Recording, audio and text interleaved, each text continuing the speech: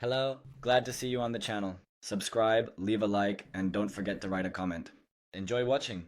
I knew exactly how the night would go before I even slipped on the navy wrap dress and ordered the Uber, because that's how these family dinners always unfolded. High ceilings, expensive wine, whispered judgments passed like condiments across the table. My brother Evan had picked the place, a steakhouse with the kind of lighting designed to make rich people feel young and waiters trained to treat you like you were the most important person in the building, as long as you wore a Rolex and said medium rare. The reservation was for 8, but I showed up at 7:59 because I already knew my place in the hierarchy, never early enough to help, always on time enough to be politely ignored. Evan stood as I approached, not to hug me but to wave me to the seat at the end of the table, across from his wife Cassandra, who had that taut, Peloton-polished smile that never quite reached her eyes. My mother was already halfway through her second glass of Pinot Grigio and launched immediately into a story about how their new gardener didn't know the difference between lavender and rosemary. I nodded like I cared. I didn't. They all looked good in that way people do when they've never had to worry about being liked, glowing from private trainers, Botox, and the smug confidence that comes with inherited equity and matching trust funds. Meanwhile, I'd pulled a 12-hour day at the office. I still ran from my living room, where the only assistant I had was a sticky note reminding me to pay the electric bill. But I didn't mind. Not really. Not yet. As the evening dragged on, I listened to Evan talk about his newest investment property in Scottsdale, while Cassandra chimed in with her thoughts on modern interior design, which mostly involved copying whatever she saw in Architectural Digest and calling it visionary. My mother, as always, doted on Evan, asked about his golf handicap, and completely skipped over me when she asked how the kids were doing, never mind the fact that I didn't have any, and she knew that, and she always brought it up anyway, like a subtle reminder that I'd failed some unspoken test of womanhood. It wasn't until the dessert menus hit the table that Cassandra tilted her head, smoothed a non-existent wrinkle in her blouse, and said, in that tone that always sounded like someone teaching a child how to use a spoon, "One day you'll get here too, when you're ready." She didn't mean it kindly. She meant it like a woman who had finally secured her kingdom and was peering down from the balcony at a peasant she barely remembered inviting inside. And in that moment, I didn't flinch. I didn't roll my eyes or break into some impassioned monologue about how success looks different for everyone. I just smiled, nodded like the good girl I'd always been, and said, "Excuse me for just a second. I need to check something." I walked out without my coat, without saying goodbye, without finishing my espresso, which, if I'm being honest, was burned anyway. I didn't wait for a valet or call for a ride. I just walked down the street in heels that were about half a size too tight, pulled my phone out of my clutch, and opened the app I'd been checking obsessively for the last 6 months. It loaded slow, like it always did at midnight, the servers struggling under pressure, thousands of eyes watching at once. My heart beat so loudly I could barely hear the traffic. I refreshed once. Nothing. I refreshed again. And then it happened. The numbers shifted. The screen blinked. The ticker went green.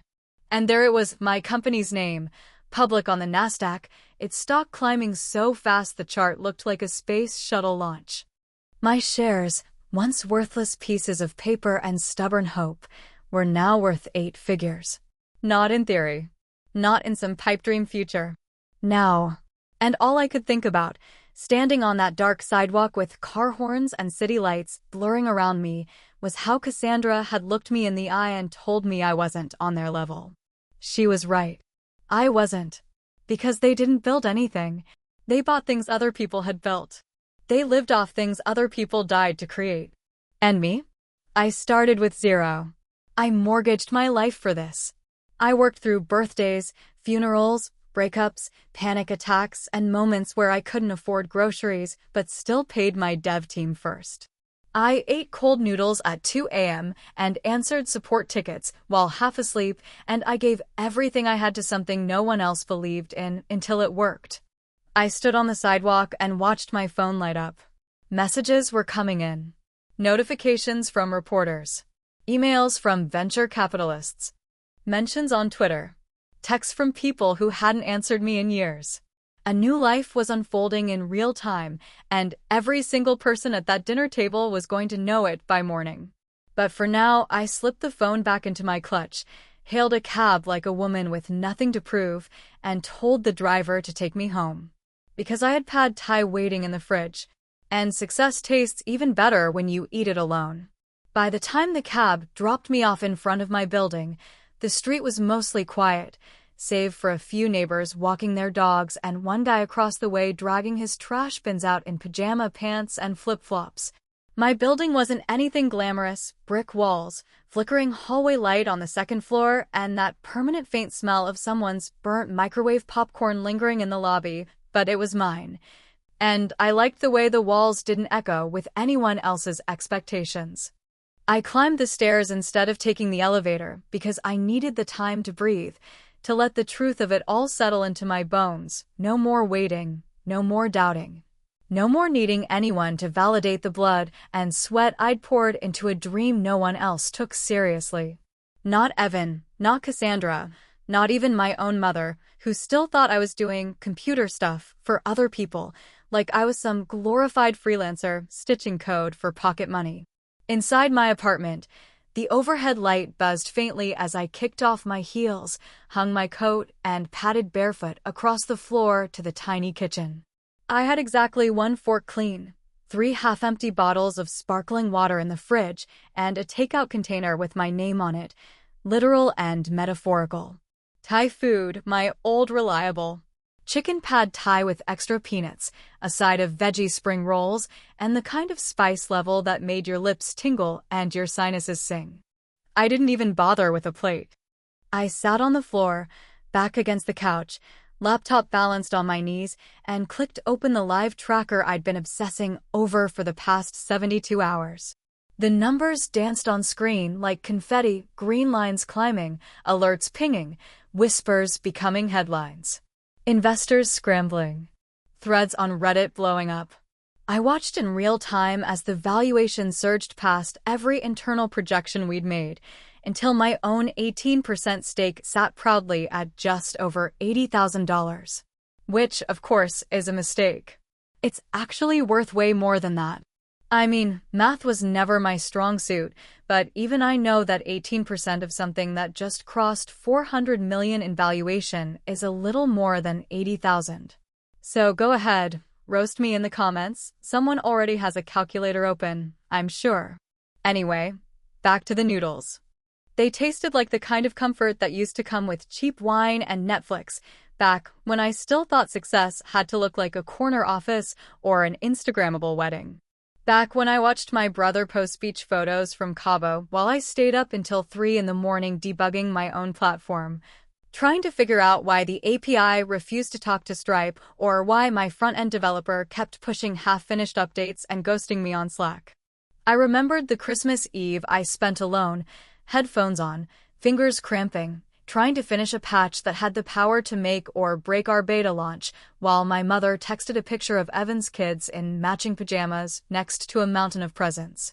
I remembered missing birthdays, ignoring invites, pulling out of weekend brunches because the server had crashed again or I couldn't afford a lift both ways. And every single time I tried to explain what I was building, someone would nod politely, then shift the conversation back to something they understood: stocks, school districts, Evan's latest rental property, whatever Cassandra had seen on HGTV that week. The money didn't make it right, but it sure made it easier to swallow. My phone buzzed once. Then again. Then again. I ignored it for a while, too lost in the hypnotic climb of the ticker and the soft hum of validation humming in my ears. But eventually I flipped it over. 39 missed messages. The number looked so absurd I laughed, actually laughed, out loud, mouth full of noodles, like someone had just told a great joke and I was the only one in the room who got it.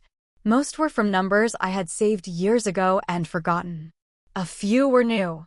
A couple were group chats that I hadn't seen activity from since my cousin's wedding 3 years back. But they all had one thing in common now. Suddenly, everyone had something to say. And I wasn't even finished eating yet. I didn't respond that night, or the next morning either, not when the texts kept stacking up like some desperate digital avalanche of delayed interest, forced affection, and repackaged guilt. There's something uniquely satisfying about watching a message notification blink on your screen from someone who made you feel invisible for years, someone who once told you, straight-faced over Thanksgiving turkey, that not everyone is cut out for success, and now suddenly wants to know if you've got a few minutes to catch up. I read every word, every period, every emoji, with the cold precision of a surgeon reviewing a diagnosis for someone she no longer plans to save. The first message from my mother came at 5:30 in the morning, as if early sincerity might carry more weight than midday manipulation. Sweetheart, it started, which was already a red flag, because she hadn't used that word since I was 17 and crying in the driveway after Dad missed another recital. I'm so proud of you. This must be so overwhelming. Let me know if you need help managing the pressure. The message was signed with a heart emoji, the kind she usually reserved for Evan's Facebook posts about his dog or Cassandra's yoga selfies. My brother's text arrived a half hour later and was, predictably, longer, peppered with financial jargon, half flattery, half ask. Congrats on the IPO, he wrote, as if he hadn't avoided every single phone call I made over the last 2 years when I needed mentorship or even just a moment of honest feedback. Let me know if you want to talk strategy. I've helped a few guys navigate post-IPO tax scenarios, and I'd be happy to give you some pointers. Maybe we could also chat about putting together a small venture round for the family? A private fund or something? I actually had to reread it twice because the arrogance was so baked in, so casual and unbothered, I nearly thought I'd imagined it. The same man who laughed under his breath when I pitched my idea over burgers in Mom's backyard, he told me it sounded a little niche, while Cassandra offered to introduce me to her cousin who worked in something to do with apps. Now he wanted to sit on my board. Then came my aunt. You should really think about how this could bless all of us. Not just financially, but spiritually. We've always been a close family. That one made me laugh out loud because the last time I saw her, she introduced me to a friend of hers as the one who never married. Not Rachel. Not the founder. Just a footnote. A social blemish with decent teeth. One by one, I read them all. I didn't reply to a single one. But I didn't delete them either. I wanted to see the words, absorb them, commit them to memory like exhibits in a courtroom. Because I wasn't interested in revenge that screamed or pleaded. I wasn't interested in lashing out. I wanted something cleaner. Something quiet. Something with teeth but no growl.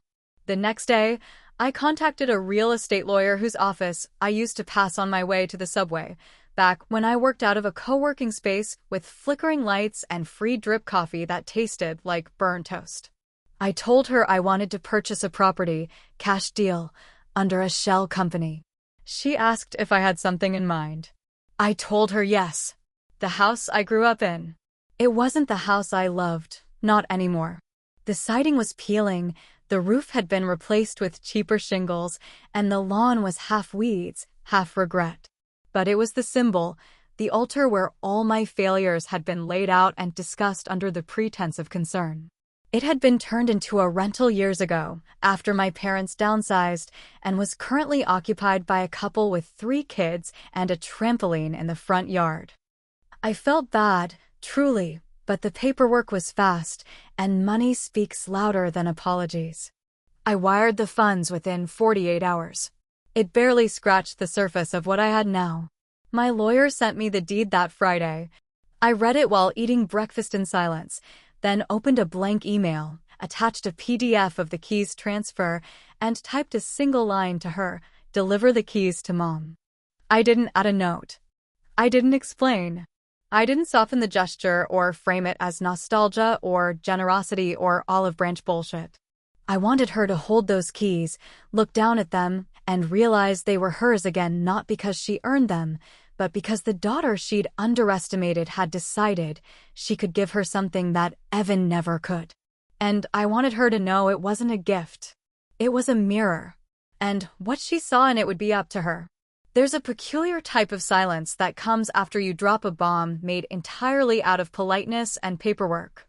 It's not loud or chaotic. It's that tense, vibrating stillness people feel when they know something's changed, but they can't quite process how or why yet.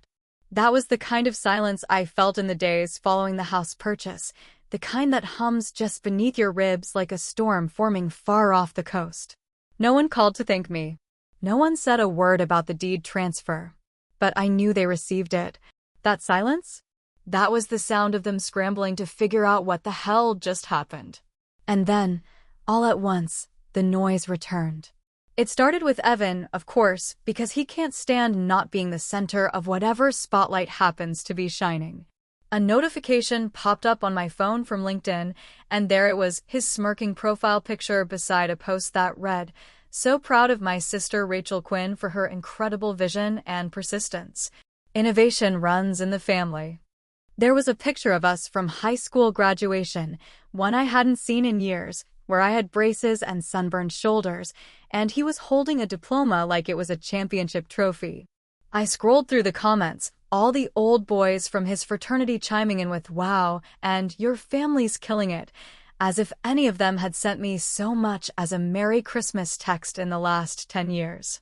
Not even 24 hours later, my voicemail pinged with a message from Mom. I didn't need to listen. I could already picture her voice, fragile but theatrical, like someone who'd been rehearsing tears in the mirror.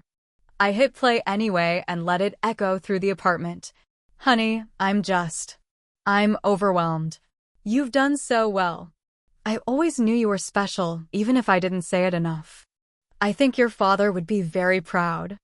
That was the part that got me, not because I believed it, but because she weaponized his memory like a blade, as if mentioning him might open some emotional vault and make me crumble into the good daughter again.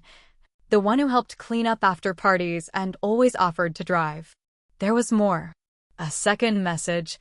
"I don't want to make this weird, but Evan said you might be sponsoring something soon. There's a family charity gala next month, and they're still looking for a lead donor. It would mean so much if you'd consider." I paused it, deleted it. Let the silence return. I thought that would be the end of it, but the messages kept coming. An old high school friend who once told me I was too intense to date messaged me on Facebook, saying, "Looks like you proved us all wrong. Want to catch up?" My ex-boyfriend, the one who ghosted me after I missed his birthday to finish a round of beta testing, sent a voice note that started with, "I always knew you were brilliant," and ended with, "I've been doing some consulting myself if you ever need someone in your corner." They all thought this was my coming out party. They thought I'd been waiting to be welcomed to the table. What they didn't realize is I'd built a new table. One they weren't invited to. That night, I did something I hadn't done in months. I recorded a podcast episode. Not for the public. Not for subscribers. Just for me. I didn't announce it. I didn't script it. I just hit record and started talking. Slow, measured, unsentimental. "I used to think that being invisible was the worst thing a person could be," I said. "Turns out, it's worse when people see you only after you're useful. When you're valuable, they all come crawling. They rewrite the past. They invent support they never gave. They remember birthdays they never called about. But here's the thing, validation means nothing when it's backdated. You don't get to edit your absence into a highlight reel. And I don't need to hear you say you always believed in me. You didn't. I know who did. I know who stayed." I sat in silence after that, the recording light still glowing red. I didn't post it. I didn't delete it either. I just saved it to a private folder labeled receipts. Then I checked my inbox one last time before bed. A formal invitation sat near the top, shiny logo, serif font, and the subject line, "Quinn Family Gala honoring new generations of leadership." They had the gall to put my name on it. I clicked open the RSVP link. Clicked yes. Then closed the tab. And I smiled, because I knew exactly what I was going to do next. I arrived exactly 13 minutes after the gala had started, not late enough to seem disrespectful, but not early enough to be forced into small talk or dragged into a photo opportunity next to someone who thought sending me a "you go, girl" text erased 20 years of silence. The valet offered to take my keys, but I told him I was just fine parking it myself. It wasn't a Bentley or a Tesla or some lease status symbol. They would have noticed that, judged it. I came in a hybrid sedan that didn't look expensive until you checked the mileage and realized it had been paid for outright. I wore a tailored navy power suit, one I'd had custom made when the IPO closed, and a pair of worn-out white sneakers with scuffed soles and a small stain from the pad thai I spilled on them the night everything changed. The venue was, predictably, excessive, a chandelier big enough to be a safety hazard, red velvet chairs, and tables dressed like debutantes, each centerpiece shouting old money even though most of these people lived on credit and reputation. My mother stood near the back, beaming and sharp in something that probably cost more than 3 months of rent in my old apartment, her makeup a little heavier than usual, the way it always was when she needed to perform the part of proud matriarch in front of strangers. Evan was at the bar, shaking hands, holding court, pretending this entire event hadn't been a last-minute scramble when their previous sponsor pulled out after a financial discrepancy, which was a sanitized way of saying tax fraud. But we don't say things like that in public, do we? No one greeted me right away, which suited me perfectly. I wasn't there to be embraced.